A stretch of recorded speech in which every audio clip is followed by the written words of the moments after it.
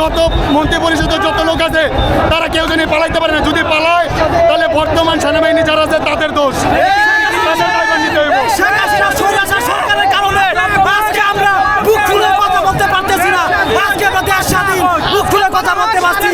আজকে আমরা বুক খুলে কথা বলতেছি। এই সেই সরকারের আজকে পতন হবে, ও লাঠি মেরে গতিতে ভেঙে হবে। ওই 16 বছর ধরে আজকে আমরা কোনো কথা বলতে পারি না, বুক খুলে কথা বলতে পারি না। আজকে আমাদের মনে হয় বুক খুলে কথা বলতে পারতেছি। যদি কথা বলতাম আগে ডাইনেভাবে তাকিয়ে কথা বলতে হইতো। আগে ডাইনেভাবে তাকিয়ে কথা বলার কারণে আজকে আমরা এই পর্যায়ে এসেছি। আজকে আমরা দেশ স্বাধীন পেয়েছি। এবারকার যে গণ উত্থান হয়েছে এর থেকে একটা মেসেজ খুব সহজেই, এরপরে কেউ যদি অত্যাচার করে সবাই একসাথে এরকম করে জাগ্রত হইতে হবে। যদি জাগ্রত হয় তাহলে কোনো স্বৈরাচার আর দ্বিতীয়বার এরকম গঠন করতে পারবো না, গঠন করতে পারবো না। আমরা এই জায়গা থেকে মুক্তির একটা বার্তা পেয়ে গেলাম। দ্বিতীয়ত আর কোনো সময় এমন জানি না হয়। অসংখ্য সাংবাদিক জীবন দিছে, অসংখ্য ছাত্র জীবন দিছে, এদের বিচার এই মাটিতে হইতে হইব। এবং বর্তমানে যত লোক আছে তাদের সবার বিচার চাই, আমরা মন্ত্রী সবার বিচার চাই।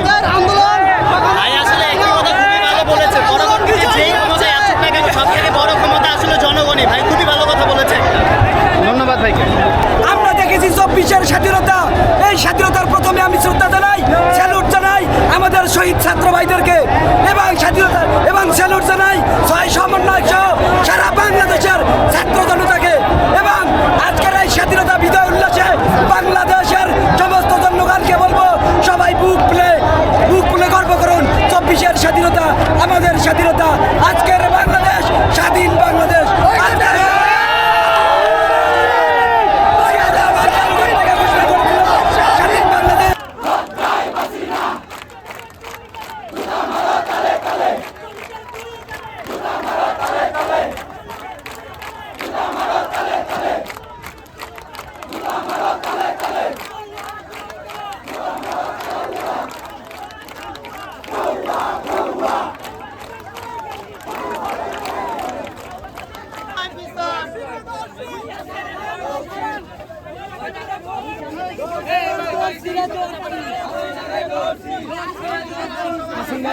Así